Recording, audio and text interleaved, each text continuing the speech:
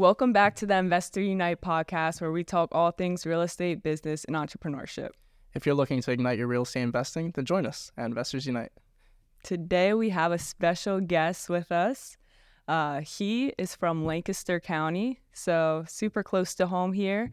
Was a partner in so many different companies. I mean, he's crushing it. He's a real estate agent with Keller Williams, but he was a partner with a property management company, a title company, a mortgage company, and so on and so forth. So we want to introduce Judah Hoover. Hey guys, thanks very much for having me, and thanks for doing this. I think that your podcast is just awesome. And Stefanie, I mean, I don't know what it was. 4 or 5 years ago, we met for the first time, and I said, man, that girl's going places. Like, I could tell when I first met you, you just have this energy and authenticity about you, and I just really appreciate that. So the honor's really all mine to be here with you on your show today. Well, truly appreciate that, and we really want to just dive into your story. For those that don't know, they may not know who you are or what you do, your background, and so on and so forth. So tell us about like how you got started with everything from the beginning to where you're at now. Yeah, so I mean, I got started in my very early 20s in the real estate world. I kind of knew right away that college was a scam. I figured that out 20 years ago. And I have 4 kids, and I tell them if they want to be doctors, lawyers, or bridge builders, absolutely go to college. But college, mostly, I could tell 20 years ago, is a good buffer between mommy and daddy and the real world. And I didn't need that buffer because of how my parents raised me. Right. Or it was a place to go for people to find themselves and other things like that. I just wasn't interested in college. I was interested in getting into the business world and into the real world. So I took a high commission job as a loan officer working for somebody else. I was introduced to the concept of buying real estate with no money down. I, back 20 years ago, was doing subject to deals. They kind of went out of favor for a while and then came back into favor. And it's kind of interesting to see, how things come and go. Yeah. I did a bunch of subject to deals, and I quit my job within 6 months. So is this right outside of like turning 18, like graduating high school? Yeah. So I was probably, I don't know, 21, 22, 23 at the time. Okay. I got started, and probably I think I bought my first house when I was like 22. Wow. And quit my job within 6 months. And For our audience that doesn't exactly know what a subject to deal is, would you mind giving like a brief example? Right. So great example. So great question. So a subject to deal is a type of buyer financing, excuse me, a type of seller financing, and it is a way of doing a deal with no money down. Right. So oftentimes you see it with cars a lot. People buy a car and then they regret it because they've got this payment that they can't afford, and they say, "Man, I wish I could sell this car just to make the payment go away." Yeah. Right. That happens with real estate too for a number of reasons. Yeah. And we haven't seen it so much recently because real estate values have gone up and up and up as much as they have. But it's a way that, let's say, Skyler, you and your wife, if you were married, unfortunately divorce happens, and now you bought a house a year or two ago, and now there's not enough equity in it for you to sell it and pay the realtor commissions and things like that. So you've got like a $100,000 house, and you owe like $95,000 on it, right? Yeah. Well, you actually don't have $5,000 worth of equity. If you were to talk to a realtor, and any realtor can tell you this, you would have to bring $2,000 or $3,000 to the table in order to With close the that. realtor fees and the Between closing commissions, costs. transfer tax, and Yeah. closing costs and stuff like that. Some people cut it close and say it costs 7%. I like to say it costs 10% to sell real estate. Oh, wow. If you're going to sell a piece of real estate, you should just figure that the top 10%. Be conservative and just Put a buffer in there. Maybe you do better than that. Hopefully you do better than that. Right. But if you count on a 10% haircut, you're not going to safe. be disappointed. You're going to be safe. Right. So a subject to is a way that you can buy that property. They deed the property over to you, and then you just take over the mortgage payments. There's a perfectly good mortgage on there, and then there's a couple of things you can do. You can rent it. You can turn around and rehab it a little bit and sell it. What I liked to do was do a rent with the option to purchase. Yeah. So subject to is a way that you can buy real estate Renting with the option to purchase is a way that you can sell real estate, and I think that they marry up very nicely. And in my early 20s, I did dozens and dozens and dozens of those deals. I also really like them because you make money when you buy, you make money in the middle, and then you make money when you sell. Right. And so it's a really good, wholesaling. You can make a lot of money, but you're only making money that one time. Right. I always like to talk about wholesaling and flipping as like walking up the down escalator. You know, you're sometimes you're moving a lot, but you're not really getting any. Yeah. You know, you're breaking a sweat, you're breaking some calories. Yeah. But It's like, I swear I'm working, but this capital is not being built up. I don't Exactly. know what's going on here. So, and by the same token, holding a bunch of rentals can be nice, but I learned in my early 20s that you can't eat equity. So I built up some rentals and stuff like that, and I realized that, I couldn't eat equity. And I also realized that By that, you just mean that you can't liquidate the equity that's in the property already? yeah, I mean, if you have $250,000 worth of equity spread across your properties, you've still got bills you've got to pay that month. The equity's not paying And the so bills. It doesn't matter it doesn't matter whether if you're not cash flowing at a high rate or you're not cash flowing enough, or you've got to put that cash flow back in to do renovations or things like that. You can't eat equity. Yeah. So I kind of disagree with a whole lot of people out there who say, pay down, pay extra on properties, so you can have 15 or 20 pieces of real estate that are paid off. That's just not my style. I like paying down real estate, refinancing, pulling the money out, getting it to rework again for you. So who taught you all this? Like, did you have a mentor through the process for real estate, or was it YouTube University? The loan job? So I learned a lot at the loan job. There was a website and still out there. It's called CRE Online. Okay. Now you kids are young. I and haven't you don't realize heard of it you guys don't personally. realize that It's like the age of that website is told by the fact that online is in the name of the website. True. So that's like the back when in was the the day. last time in the URL there was online, right? True. So It's like Bigger Pockets back in the day. it was very much like Bigger Pockets, and it was a place that you could go and ask questions, and then people could dialogue back and forth and answer questions. Yeah. Okay. It was Stefanie. I've never really told anybody this, but I mean, you've been to my meetups, and I'm kind of known in the area as running good meetups and kind of creating the meetup format that we see. Oh yeah. I will humbly say, and when one of the ways that I got that was doing an IRL version of what I saw online. Yeah. And I really loved answering questions, and I really loved telling people, hey, the guru says this, and that kind of technically is right, but that's not at all practical. Yeah. Here's what that actually looks like, And right? I appreciate that, because you spoke at our meetup one day, and it was one of our best meetups there. We had had a good turnout that day. everyone was there overtime. Well, I couldn't believe I stayed for an hour over. But I just I love that. Yeah. Like answering questions, getting into it with people, helping and stuff like that. And that kind of brings us into the point of this podcast. Yeah, so I just say come from a point of contribution. Yeah. There's a couple different ways that I can make money in real estate, right? There's a lot of different ways. Yeah, so there's and I'm plugged into 2 or 3 of them, right? Okay. So if somebody comes to me and they say, "Hey, Judah, I need you to list my house," great, I can make money off of that, Right. If somebody needs hard money services, I can connect them with some hard money and get some referrals and things like that. If somebody, there's a couple different ways that I can make money at real estate. Yeah. And when people come to me for help, I only make money 25 to 30% of the time. And so instead of finding more ways to monetize the people that come to me, I just look to how can I put more people in the top of the funnel to help more people. Gotcha. Does that make sense? Yeah. I don't want to I don't want to make money off of a greater percentage of the people. I just want to help more people and have that take care of itself. So maintain the 20 to 30% of the transaction you're doing, just build up that actual relationship base. It's something I got. I've been blessed to have a number of really great mentors come alongside me. Yeah. And I can tell for both of you that one day you will be in other people's lives and they will say, I learned so much from Skyler. I learned so much from Stefanie.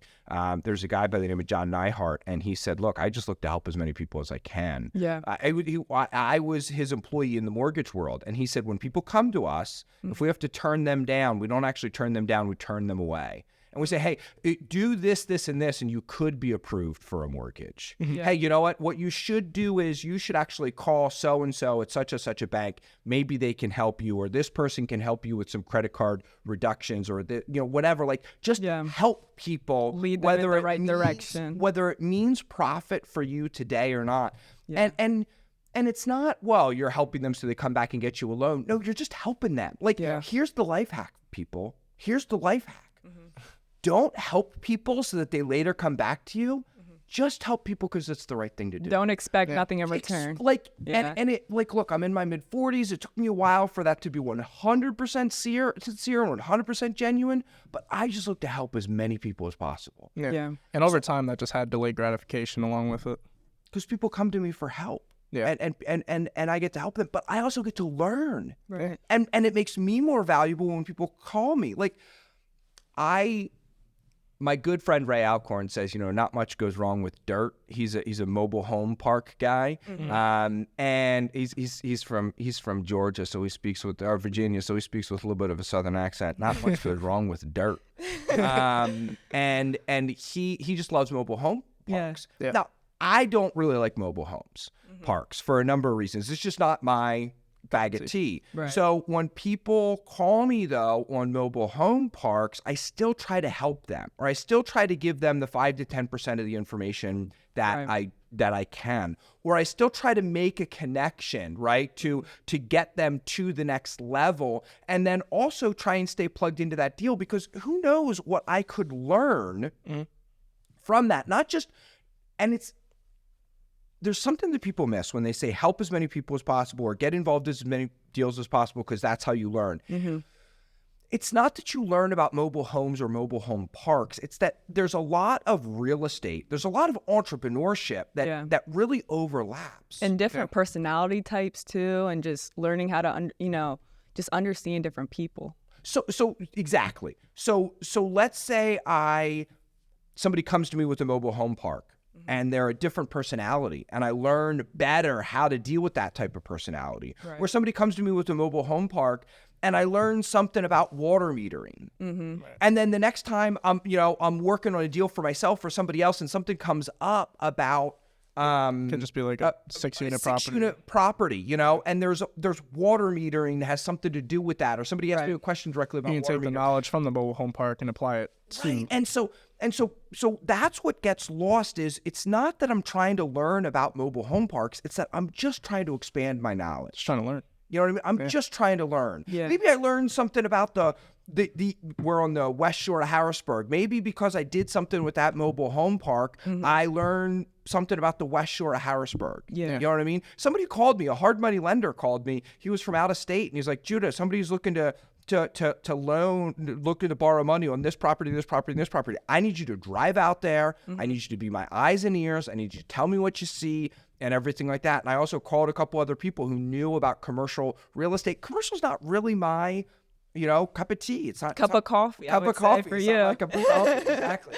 But I know enough to know some questions and stuff like that, and it was a low loan to value, and so. But I learned more about the area of town that was in, and I learned more about the county that it was in, just because I was willing to help. Yeah, guy paid me $200 or $300 for being his eyes and ears. Yeah,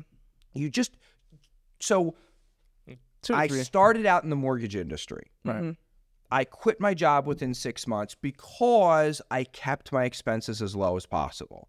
And now the game cash flow was super positive and super popular 25 years ago, and then nobody talked about it for a long time, and now people are talking about cash flow again, which I absolutely love. Yeah. People talk about play Monopoly with your kids. Make cash flow with your kids. Yeah. It's like way better than Monopoly. Yeah. So one of the things about cash flow is you're given a card that's your profile, and it's actually easier to win the game as the janitor than it is the doctor or the lawyer or the airline pilot, right? Because of the expenses? Because they have high expenses. So the goal of cash flow is to build up passive income till your passive income exceeds your recurring monthly expenses. This is an actual game. It's an actual game. Yeah. Okay. Cash flow. It's a great game. It's invented by Robert Kiyosaki, the guy who wrote Rich Dad Poor Dad. We'll have to get that. That'd be fun. Yeah. So I saw Robert Kiyosaki speak here in Hershey at the Hershey Arena. No way. How long ago was that? Yeah, my goodness. This was like 96, 97. You weren't born yet? I'm old. we Were either of you born in 96? No, about 2000. You were born till 2000. So I was in high school. My uncle took me, and he paid the ticket, like $50 for me to get in there. It was a free enterprise weekend. Changed my life. Yeah. And like it was only supposed to go till 7 or 8 o'clock at night, but when Robert Kiyosaki has a microphone, you don't take it away from him. Yeah. And so I think we were there till like 1 or 2 o'clock in the morning. Just Robert Kiyosaki talking. Yeah. Just it was. He's going over his cash flow quadrants. Right, exactly. And going over all of that. Yeah. And so the point is, I was able to quit my job in my early 20s because my expenses were very low. How low are you talking? Well, the money back then was different. Yeah, I was a single guy. You know what I mean? Yeah. Like I had, my rent was like $900. Yeah. I had, it was really cheap. Actually, just before that, I lived with a group of there was like 4 or 5 of us guys. Yeah. And all in, like we all paid Doug, our one buddy, money, and it was like $250. Wow. Like Doug paid the rent and paid the electric and paid the cable and boom, boom, boom. Like boom, a rent by the room type of thing. Right. I mean, like we were all buddies. So we just kind of all lived together and he just took the expenses and divided it by, 4. I think he was stinging us a little bit too. I'm not sure that he was. So my expenses were ridiculously low. Yeah. At the time I was making $1,000 a week. Wow. And my monthly expenses were $200 to $300. You're balling. Yeah. Well, I mean, so I was doing. I've always done okay for myself financially. making money. Smart decisions. What you do is then you just invest that in income producing assets. Right. And that's the goal. The reason we wholesale, everyone always says, Judah, what's the best type of investing? Mm-hmm. Well, that's different for everybody. Yeah. But remember the goal. The goal is generate capital to buy assets, and those assets produce income. Yeah. Right. So for the person that has money to invest, maybe they don't need to wholesale. Maybe they don't need to flip. Everyone says, if you're going to get started in real estate investing, you should start as a wholesaler. Mm-hmm. Maybe not. Yeah. Maybe somebody should just, write a $400,000 check to a syndicator. Yeah. So they don't have to worry about it. And because of where I used to work and turnkey a whole bunch of properties, and we would flip about 10 properties a month using the turnkey model. Yeah. And so when you do that, you've got to have a funnel not only for buying properties, but a funnel for finding qualified buyers. Right. And so we would sit down and we would qualify people, and we would say, hey, okay, so what is your ability to capture? Yeah. Right? What is your goals and what is your risk tolerance? Okay. So a lot of people they're only willing to talk about goals. What are your goals? What are your goals? What are your goals? Yeah. You also have to have this slightly uncomfortable conversation of what's your ability to capture? What does your credit look like? What does your income look like? What does your capital look like? Yeah. Right? What can you buy? What can you do? And I was used to having those conversations for the mortgage industry. Yeah. And then also what's your risk tolerance? Mm-hmm. And having those conversations with people, there's a lot of people who they sell properties to people that they have no business buying because their risk tolerance is they've got a weak stomach. Yeah. Which is fine. I'm actually, my risk tolerance on real estate is really, really low. Yeah. Mm-hmm. I buy coupled my risk tolerance coupled with my ability and time to deal with crap that goes wrong. Yeah. So I buy new construction townhomes. Okay. Gotcha. So last year I put together a syndication. Me and my partners, we went out and we bought some new construction townhomes in New York. That's okay. For the foreseeable future, that's all I want to do. Right. Yeah. If there's syndication is very popular right now. Yeah. Again, something I participated in 20 years ago. I did a deal in Tulsa, Oklahoma, where we flipped an apartment complex. It was 342 units. Yeah. And we bought it for $9 million, put $2 million into it, and we sold it for like $15 million. Nice. So were you in Alabama previously, or No. I just knew. So this Oklahoma. was, Tulsa, Oklahoma. I just knew that it doesn't matter what's going on in the U.S. If you rank the top MSAs, the metropolitan areas in the U.S., there's always going to be there's always going to be 10 to 15 that are growing and hot, even when the U.S. is having a bad economy. Yeah. So at the time, the U.S., this was like 2009, 2010, the U.S. was having a bad economy. It was not a good time in the U.S. Yeah. I was able to find pockets where things were fine and things were okay. Right. Think about it like an industry, right? Even if the economy is really bad, well, that just means that it's good for guys who repo cars. Right? Yeah. So there's always going to be businesses that are what happened during COVID. It was awful for restaurants. It was amazing for grocery stores. Absolutely. Look, do yourself a favor and look at what happened with Kroger's income. Kroger's a giant grocery store that we don't really have out here, but they're nationwide. They're really good to track. Look at what happened with Kroger's balance sheet. I'm actually curious. So I can tell you actually from personal experience, I worked at Target for 2 years, for those of you who didn't know. Yeah. And we were one of those stores that had to stay open because we did have a grocery department in there. And I can tell you, because I worked before COVID and during COVID of, everything going on. Our sales on average, I believe, before COVID, typically our store personally did about 120 to 180,000 on average per day. Right. After COVID, our grocery aisle completely sold out 24/7. It was ridiculous, and we averaged between 250 to about 400,000 a day. Wow. So 2 to 3 times. Yeah. So what's good? The point is, even in the darkest storm, there's bright spots. Yeah. Closings happens every single day. What's that? Closings happen every single day. Exactly. So what's bad news for one person can be good news for another, and there's always going to be markets that are doing just fine even in a nation bad economy. Right. So I identified where those were, and you can also track it through jobs is a really good way. Yeah. Because if a company is publicly traded, they have to tell people what they're looking to do, whether they're looking to hire or fire, whether they're projected to, and they want to get that right, because you can't say, "Yep, we're going to grow. Yep, we're going to grow. Yep, we're going to grow." Like you can't, because if you don't consistently don't hit your numbers or your projections, good or bad, then you lose face with your investors, right? Yeah. So there's demographers out there that you can pay that will take that public data. Sift it and sort it and say, okay, this market, and this market, there's more jobs coming to this market or leaving this market or whatever. Yeah. So I found Tulsa, Oklahoma.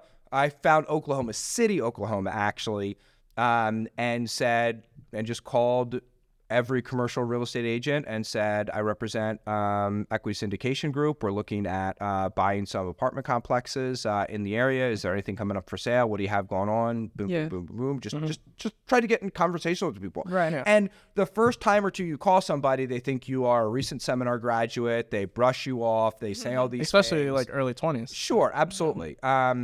And so, but after having those conversations time and time again, what I did is I was able to, they started to see that I was the real deal and submitted. And so I met some people. Yeah. And I was in the hard money business at the time and met some people, was good at raising money, and so helped them raise money for a deal that they were putting together. And what? So I was a junior partner of a junior partnership. But the point is, I realized that, I've been flipping houses. There's actually people out there flipping apartment complexes. Yeah. And that was kind of cool. And so, but I also realized that one of the things I've learned over the last 20 years is a 40-unit apartment complex is always going to be a 40-unit apartment complex. And one of the things that I like about individually deeded townhomes is they can be broken up or sold together, or one or two of them can be sold. Oh, so you have the options. Or the optionality. Yeah. Optionality. And here's the other thing. Here's the other reason I like them, is they have an asynchronous return, which means usually you look at something and it's like a 10% potential up and a 10% potential down or whatever. Right. Give me anything that has an asynchronous return, which means I don't care how low the upside is, as long as it's much, much, much higher than whatever the downside is. Right. Yeah. Right. So it's mitigating that risk once again. Yeah. So there's a whole bunch of people out there who are looking at putting together deals for syndications, Right. and they'll have 2 to sometimes 3 times the upside potential of what I'm promising my investors, but I also know that my downside is a 10th of whatever theirs is. Sure. Yeah. I didn't think of it that way. So you're looking for, that's how Elon Musk makes his money. That's how the banks make their money. Right. It doesn't matter how small the upside is, as long as it's 2 to 3 times whatever the downside is. Yeah. So that's why. Okay. So that's why I love syndications. That's why I love, because you can also pull people alongside of you who wouldn't be able to do a deal otherwise, or wouldn't be able to pull the trigger otherwise, or maybe get themselves in trouble otherwise. Right. And so you can truly help other people out. It's just really good for a lot of people. Cool. So starting out, I mean, you said, kind of go back to the beginning here. So you quit your job after 6 months, mainly through subject to deals, correct? Right? And then because my expenses were low, I was able to quickly, within about 6 months, do that. Okay. And when did you get your license? That's way forward in the story. So okay. I worked as a mortgage lender. I quit my job and did nothing but buy and sell real estate for about 1.5 years. I wanted to start a family, and I realized that wives like this thing called a steady paycheck. And so I took the money that I made from the real estate world and put together some partners and started a mortgage company. Okay. And was in the mortgage industry then for about 10 years. And I was a full-time real estate investor at the same time that I was a full-time mortgage lender. Now, is that like a conflict of interest where you like use it? No, I mean, you're a realtor, right? Yeah. So you have your real estate license, and you just have to disclose what you are in any one situation, right? So it's the same way. There's actually it comes up as a conflict a whole lot less as a lender than what it does as a real estate investor, or as what it does when you're a realtor. Gotcha. So I ran that for a while. That's when I got into the title business. So you pretty much could do it all by yourself, though, yeah, literally right? the whole process. That's what I'm thinking. It's like you can get the mortgage on these investment properties that you're going out and finding. You're also the agent that's acting probably on these. So it's like and then you're running title yourself too. So yeah, well, like, the whole process. Title. I never ran title myself. One-stop shop. I just owned a title company, and I've owned several title companies, and I owned a title search business at one point. I was a partner in. I didn't own. I was a partner in. And you say so you could actually. I could do very little. I'm just good at putting together teams. Okay. I'm just good at finding people that can. I think it's Bastiat who wrote, iPencil, that like nobody knows how to make a pencil. No one knows how to make the paint and harvest the wood and refine the graphite and grow the rubber trees and harvest even no one knows how to do anything. Yeah. All we know how to do is our little part of it. Right. Yeah. So I just want so to you be find really everybody careful. that knows their part. I mean, it is very, very important to me that you understand I can actually do very little, but I'm really good at my part. Okay. Build a relationship. And that's a big part of what it is. Yeah. There's this guy, T. Harv Eker. He wrote this book. It's called Dig Your Well Before You're Thirsty. Right. And the concept is that, I mean, think about it. So digging a well is a difficult and long process. You can't knock that out in 5 minutes. Yeah. It's a several days process. But then once you have that well, it's there and can get you the water you need. But you need to plan for and dig that well before you're thirsty. Yeah. Right. And there's so many people out there that are so thirsty that they never start digging.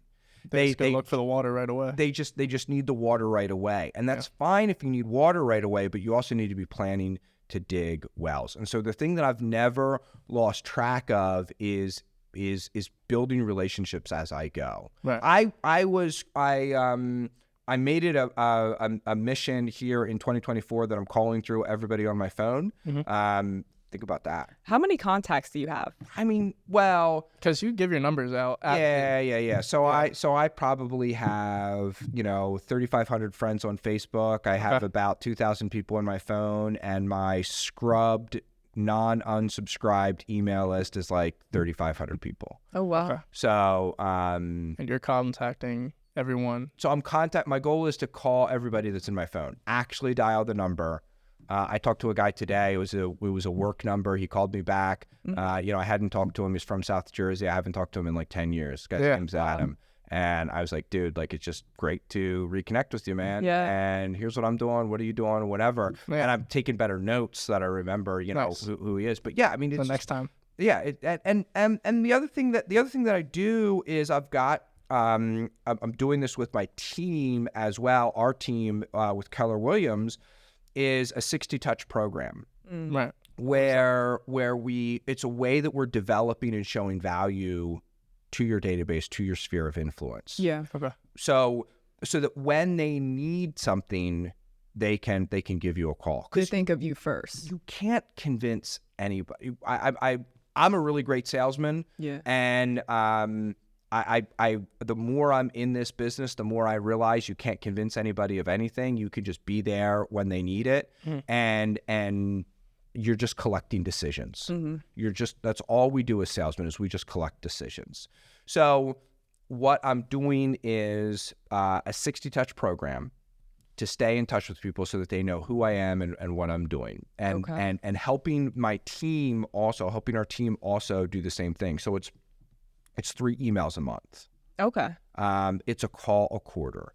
It's a mail piece every month. So every month they get 4 things from us. They get 3 emails, not too many, right? Yeah. I don't know if you've ever signed up for Grant Cardone, you know. Oh my gosh. I mean, like, that guy. It's that guy not even calls just himself emails. It's text messages too. That guy calls himself 10X. He needs to like D10X his email. Like, I was like, It's ridiculous. I want to get, and I think there's a lot I disagree with Grant Cardone on. A lot of people do. But there's value there, right? The problem is he's pushing out so much information. I don't know how his unsubscribe rate is just through the roof. It probably is. You need to produce enough content that people know you're an expert, but not deliver so much content through any one means. Don't overdo. That it's Feels like overdone. So overbearing. 3 emails a month, no one's going to unsubscribe because they're getting 3 emails a month from you. Even if it's like that guy at your church who you only And they're kinda probably all sorted valuable out. emails, aren't they?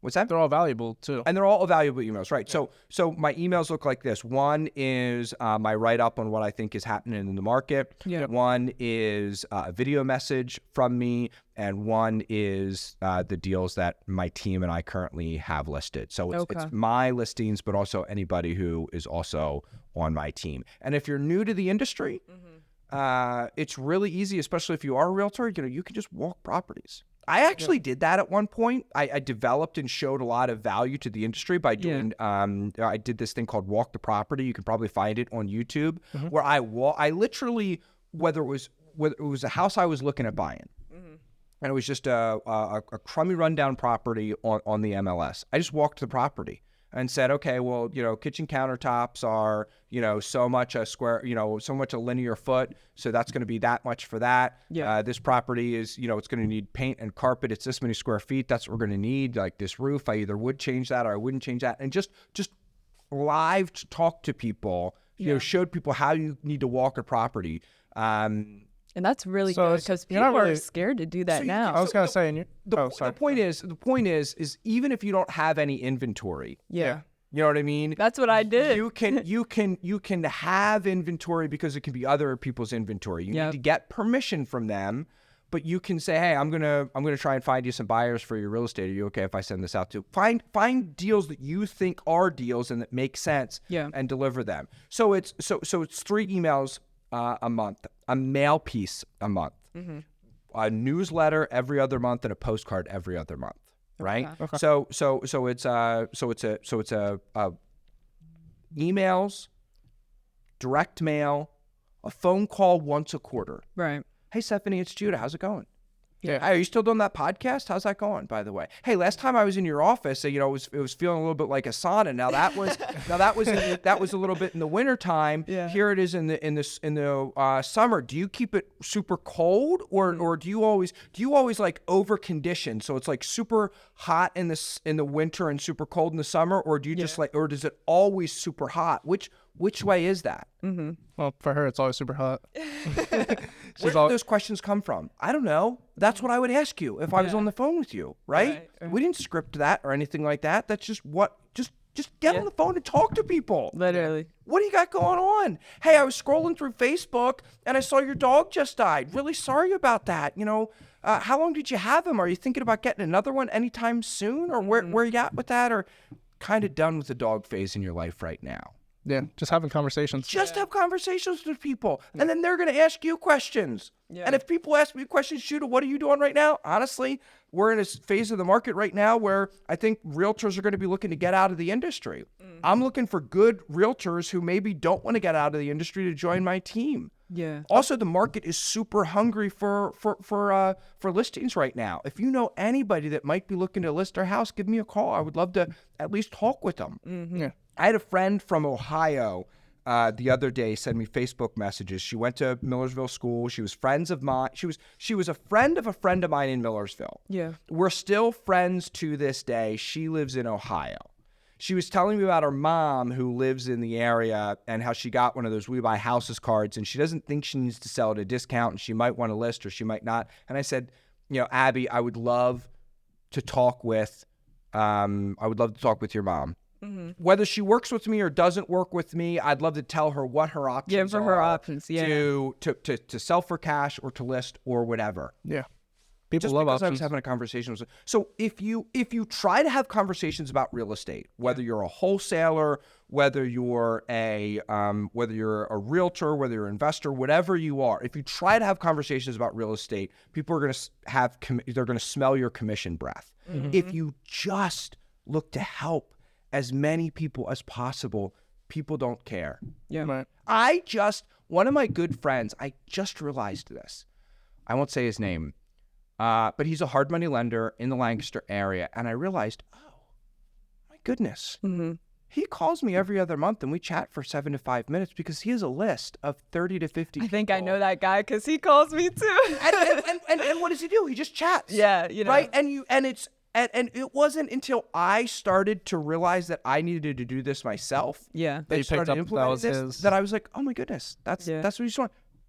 You don't, it super chill, laid back, feels just totally checking in, natural. see how things are going. Right. And also, I mean, I love it because he's more experienced than I am in the real estate world, and I've always got questions for him, and it's always got answers. Yeah. Yeah. So I think that's if I could tell people one thing, it is dig your well before you're thirsty.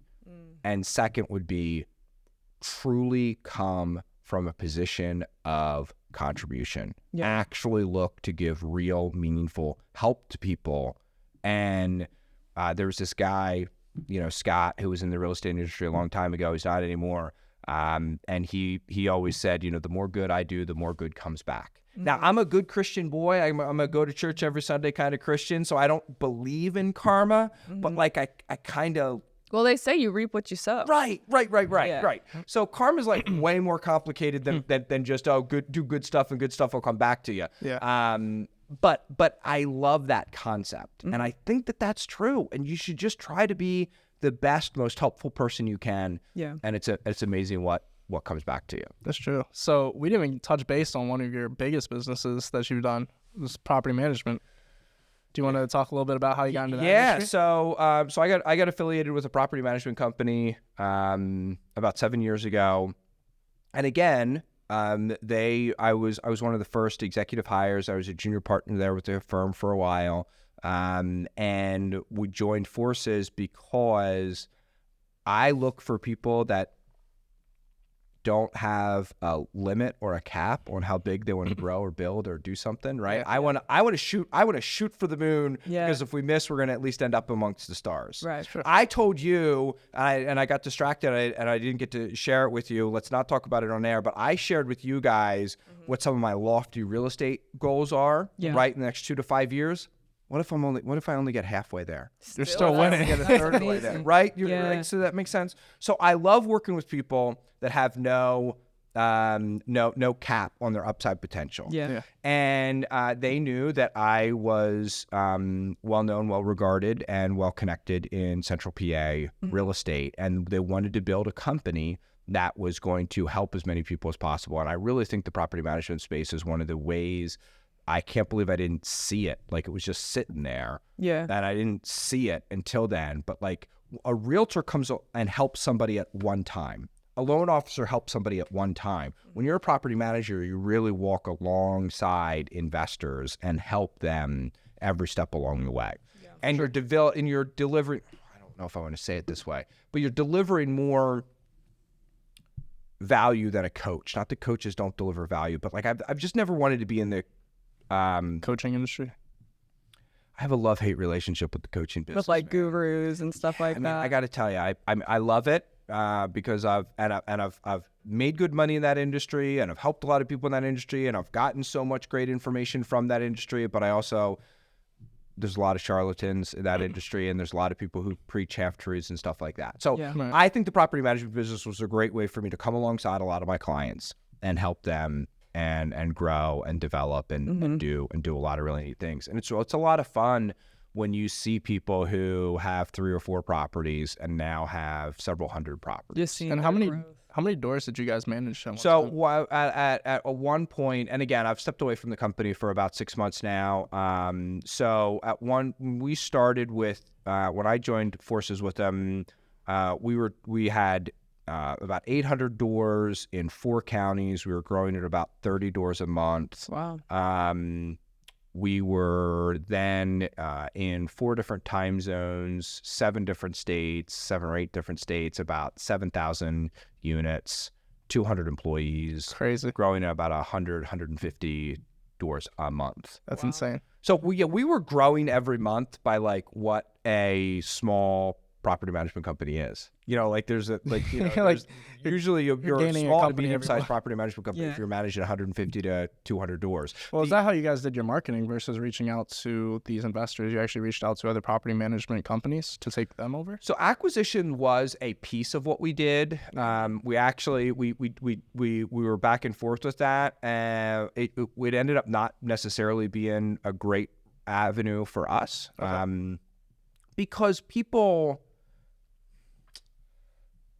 if McDonald's buys the local burger chain, or the local burger spot, and they make it into a McDonald's, people kind of get pissed off. People were going to Bob's Burgers because they liked something about Bob's Burgers. And McDonald's is a bad example because it's so generic and such a low quality, but it's so... But he loves McDonald's. Like people...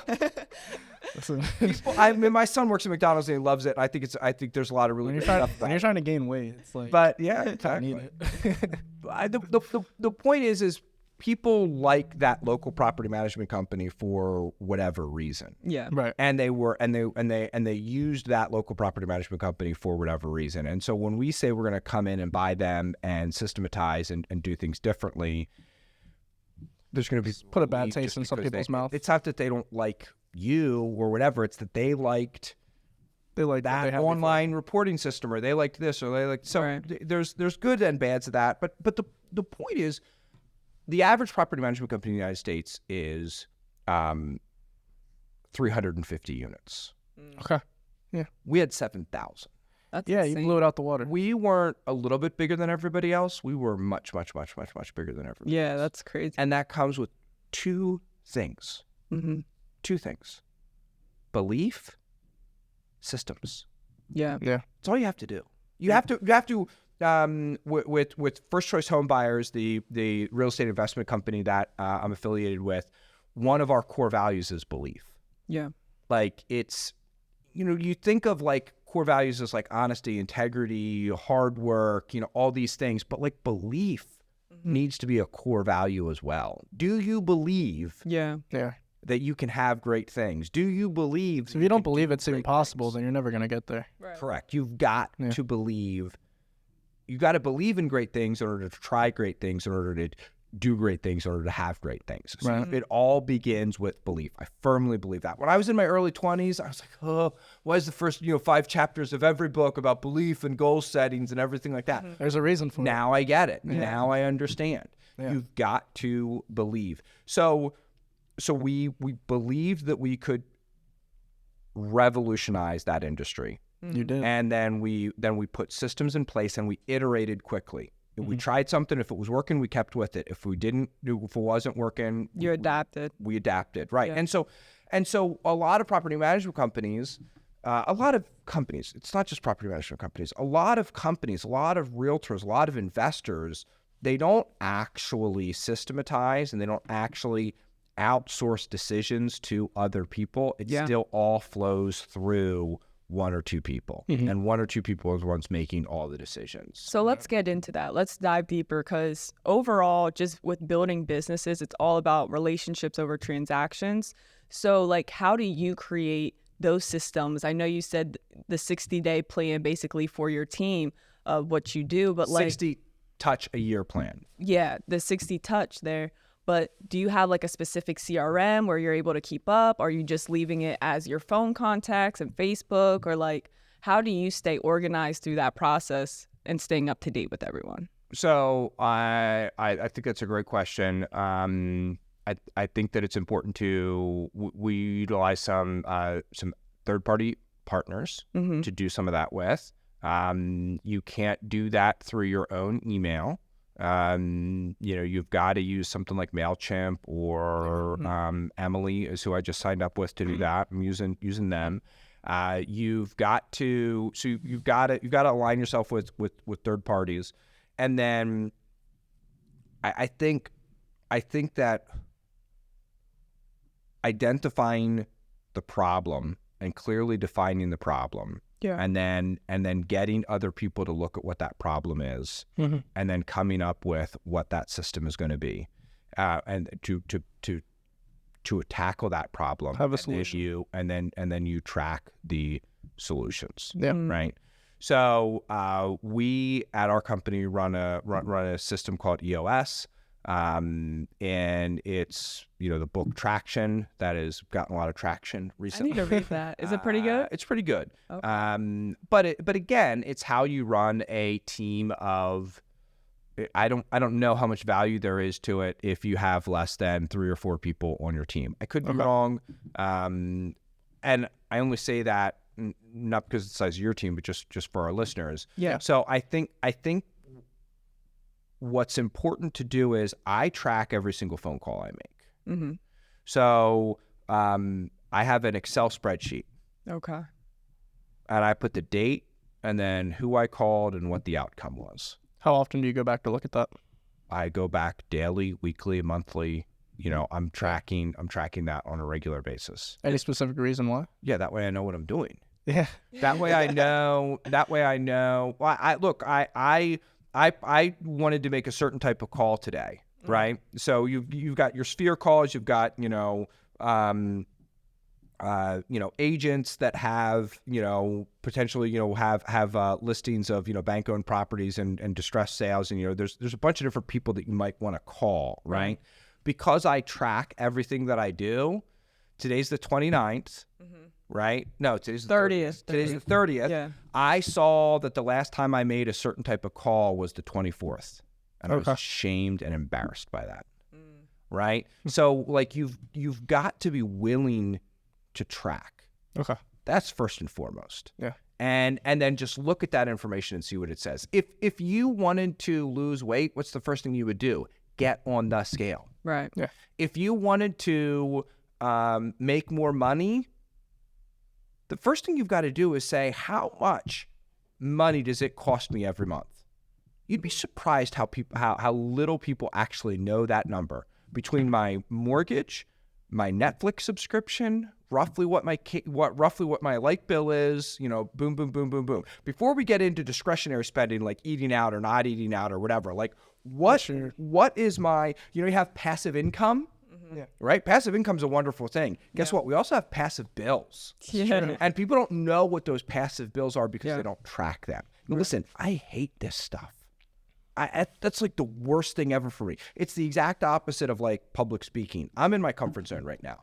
I love this. Yeah. Well, what's that? I was going to do you have a bookkeeper to help you keep track of it? No, I should, and I know who I'm going to hire, and I haven't gotten there yet.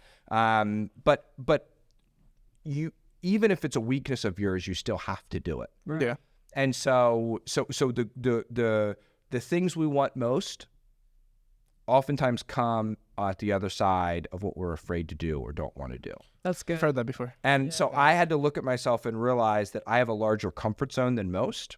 And I thought I was living outside my comfort zone when really all I was doing was living outside others' comfort zones. What the average person's comfort zone is. And I need to actually get outside my comfort zone.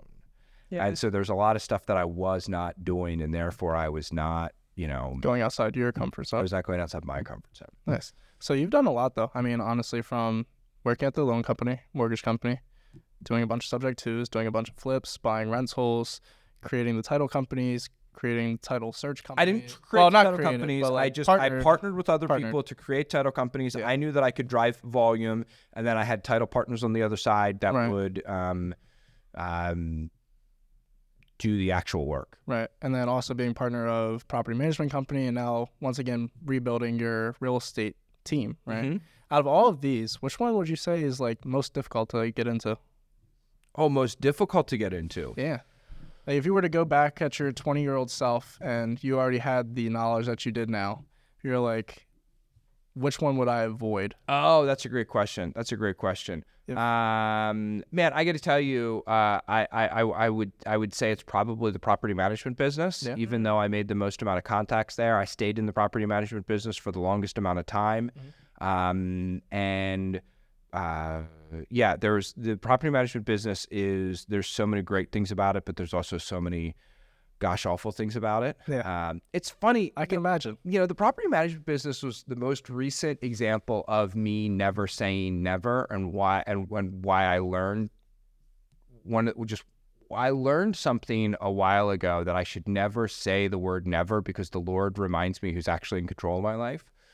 I said I would never get divorced at one point in my life. I said I would never drive more than 30 minutes to a job. You should just never drive 30 minutes to a job. Like, find a job that's close. I was putting together a syndication once, and I told people that I would, even if I had $1 million cash sitting in the bank, I would never start a property management company or be in the property management business. We're always going to outsource that to somebody else. And look, like there's whenever I say the word never, God's like, I got another I got you here. That's outside his comfort zone.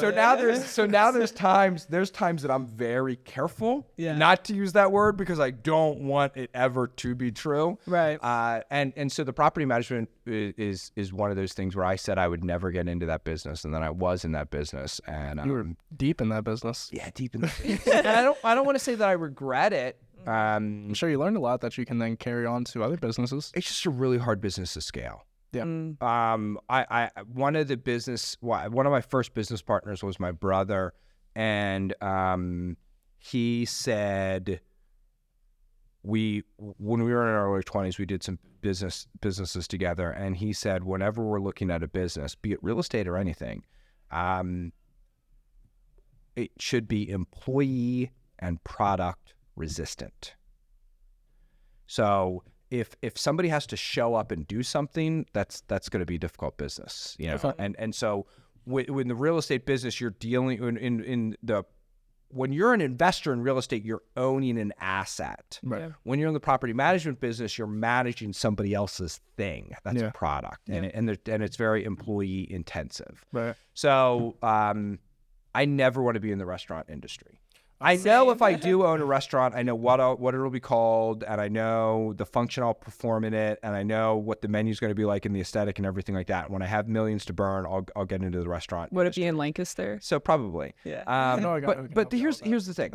The joke I always tell people is, do you know how you make a small fortune in the restaurant industry? How? Start with a large one.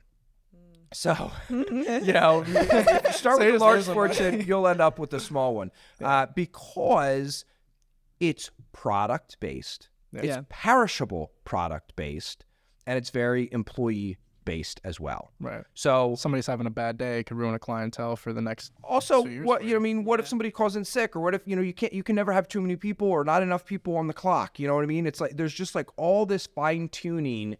And it's a highly competitive industry, and it's very tight margins. Yeah, so you can put as many systems into place when running a business like that as you want, but there's still always gonna be other conditions that you aren't expecting. Right. So my regrets in business, and I've touched a lot of businesses, both usually relating around real estate, but I've done some other things like that. But usually where I end up not making money or losing money or not having a good time or regretting that I even got involved here is when I violate one or both of those. Okay. Employee resistant and product resistant. Now, there's always going to be some level of inventory, and there's always going to be some level of employees. What did I tell you? I don't do very much. I just pull people together and help organize and motivate and train and direct and things like that. You're a leader.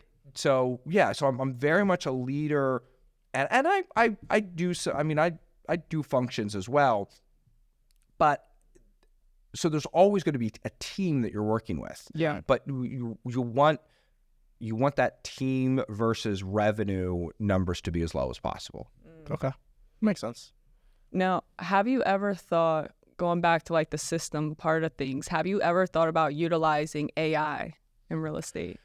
Yeah, so AI is great. I think it's kind of interesting where we're seeing AI. I think that it's important to remember. I'm not scared of AI at all because AI is only ever created by humans. AI is just math. Yeah, AI is just math, and there's a whole lot that we can do with math, and there's a whole lot of really weird, crazy, scary stuff we can do with math. But there's also a whole bunch of stuff that math just can't do. All AI is a very, very complicated if then. If this, then that. If this, then that. If this, then that. There's not actual extrapolation or reason or other things like that. They can look that way, but we're just not there yet. So I just don't see it happening. But all the applications that people have, I mean, I recently wrote a course, and I was working on. I used AI to come up with like chapter headings for it and marketing material and even the name of the course. And what's great is, you can say, I mean, I was, it'd be fun to do live sometime. But I was like, okay, I want a course that teaches people how to raise money and how to find deals. Yeah. Right. I'm going to do a 1-day seminar, put butts in seats, how to raise money for real estate and do creative financing deals and everything like that. Spend half the day talking about that and spend half the day talking about how to find deals and all the different ways that you can find deals. So what do we call that? And how do I get both of those things together? And the first name was long and clunky, and I was like, give me 10 options. I was like, okay, I like this one and this one more. Yeah. And then I was like, okay, but I wanted to also incorporate that this is great for people who are looking to restart their real estate career or people who are brand new or veterans. How do we, and I mean, I don't have it with me here, but it was great because by prompting and reprompting and like AI sometimes comes up with a good first thing and they're like, oh, well, and people are like, oh, well, whatever. But if you take that and then you keep on saying what you like, what you don't like, you can really get down to some really good stuff. It's crazy because I use it sometimes for like listing descriptions. Yes. I'll say, make it shorter or, say this or that. And it literally does it at the snap of your fingers. As linguistic as I am, listing descriptions are one of the things that I struggle with the most. Yeah. And it's funny, I'm really good at them when it comes to rental properties because most rental property descriptions are 2 bedrooms, 3 baths. Something like no cats, no smoking. Call Bob. $500 a month. Whatever. Yeah. So like I'm good at like writing a much more compelling description than that. But when it comes to listing descriptions, I mean, people go all out on them, and I just can't hold a candle to that. And so I should use. Try it. Great. This was worth the price of admission right there. I'm learning from you. It's all about relationships. Absolutely. I remember one time, I think it was the first time I ever even heard your voice, but it was when me and Stefanie first started out, and this kind of goes back to like the relationships and you not really expecting anything but providing value, is we had a creative finance question, and she knew that you were a creative finance expert, per se, and I don't remember the exact property or really the deal or too much about the deal, but... It was Sam's deal. Sam's property. Where we wanted to, what was it? The seller wanted to do a lease back. And then, was it that one? Penwood. It was way before that. Oh, okay. I don't know. Anyway, way before. But anyways, sorry. No worries. Now I get off track. But yeah, that was just a prime example because I was listening to you on the phone and like I would chirp in here and there, but I was just like, this guy clearly has years of experience in real estate. It's like me and Stefanie, we don't really know what the hell we were doing at the time. So we're like, it was just amazing for me to see that, where you were really willing to provide value. And obviously there was nothing you could learn from us at that time that you didn't already know. And I also wasn't trying to sell you a course, book, paper, seminar at the back of the room or anything like that, right? And the reason I did that is because people poured into me that way. Yeah, it's like years later, here we are. Yeah. Right. So if you just help as many people as possible, it's amazing the relationships that come from it, and it's amazing what can come out of it. Yeah. And if you, one of the most rewarding things for me is the people who have far surpassed me, and they're now much more successful than I am. And that's just because they got help from you in the beginning. Well, and I didn't make them, where they are, but I had a piece of that journey for sure. And it's almost like watching your kids graduate from high school or graduate from college, and you're like, you're proud of what happened there. You know that you were able to help shape that. And one of the very rewarding things is when people who you've helped go on then to help other people. Yeah. And you see that they're out there touching 20, 30, 40, 50 lives, with their coaching programs and their things, and just that there's hundreds of people out there that it's just a great proof of concept, because we don't have to be negative and fight and backbite and things like that in the real estate investing community. There's plenty to go around. Well, there isn't though. So stop and think about it, right? Like there's a scarcity. There's an actual scarcity. We all talk about, abundance mindset. There's a finite number of houses in Central PA. And there's a finite number of them who might be in some type of distressed situation that they would be willing to accept a lowball offer from a real estate investor. But one real estate investor will say to another real estate investor, "Oh, you're looking to, target that zip code? I work in that zip code, and because of the demographic, I've found that yellow postcards with this type of wording work better. Try that and let me know how it goes." Why should they do that? Yeah. I don't know, but it happens all the time. It doesn't, unfortunately, happen as much in the realtor community. Yeah. I wish that we saw the level of collaboration amongst realtors that we do in the real estate investing community. It's definitely one of the things that I'm trying to do to impact. That'd be nice. That community. We're on a recorded line, so I don't want to say anything negative. But there's a lot of realtors that tend to. Yeah. Speaking of which, there's it's frustrating. It's frustrating when you see it. Yeah. So I'm not a realtor. I don't have my license or anything, but I do experience some of what Stefanie goes through when communicating with other realtors. And we just recently had a conversation with one, and this dude just, for no reason really, like he just really wanted to piss us off that day. I think it's so funny that for no reason they a lot of realtors like to put emotion into things. Yeah. Where I'm glad I realized that it took a little bit, but I realized take your emotion out of it, and it's just business. So whatever happens, life goes on. So it's just funny, a lot of realtors still put that emotion into it, and they get a little hyped up. Yeah, it's how they feed their family. Yeah. And you have to, I can appreciate and accept where they're coming from. Yeah. But also to not want to grow, not want to get better. And I just think there's just a right way to go about things and the wrong way. I feel like a lot of them have the wrong mindset. A lot of people, right. There, a lot of people in a lot of industries have the wrong mindset. But they were just never shown a better way. Mm-hmm. And so I think it's up to good realtors like yourself and myself to be the change you want to see in the world. I got to tell you, getting old sucks, because you find yourself saying and saying, believing all these just really cheesy, lame sayings. Mm-hmm. But it's true. True. It's 100% true. Is don't I can't change other people. Mm-hmm. All I can do is be the change that I want to see in the world. Yeah. True. And if you light yourself on fire, people will come from miles around to watch you burn. And you can be that light. Yeah. And really change the world and make a difference. That's what it's about. Yeah.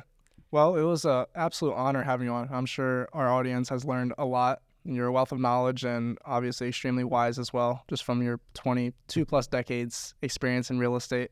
So hopefully they can take some of this and apply it to their real life. Thank you very much. I appreciate it, guys. Yeah. And if anyone is looking to buy or sell, Judah is the guy. Are you just licensed in PA or Maryland? So licensed just in PA. Just yep. in PA? Okay. So, but you know how networks work. I mean, Yeah. I'm very fortunate. The guy I was talking to earlier today that we referenced is from Jersey. Okay. And so I said, hey, listen, if I ever need anything in South Jersey, you're my guy. So I know people. I'm very blessed that I've gotten to know a lot of people all over the U.S. So really, Central PA is my market. Leicester, Lebanon, York, Harrisburg, Reading, but really anything across the U.S. I can help with referrals. Awesome. Well, yeah, if you guys are looking to reach out to Judah, we'll make sure to have his contact information down below. But it was a pleasure, and we will see you guys in the next one.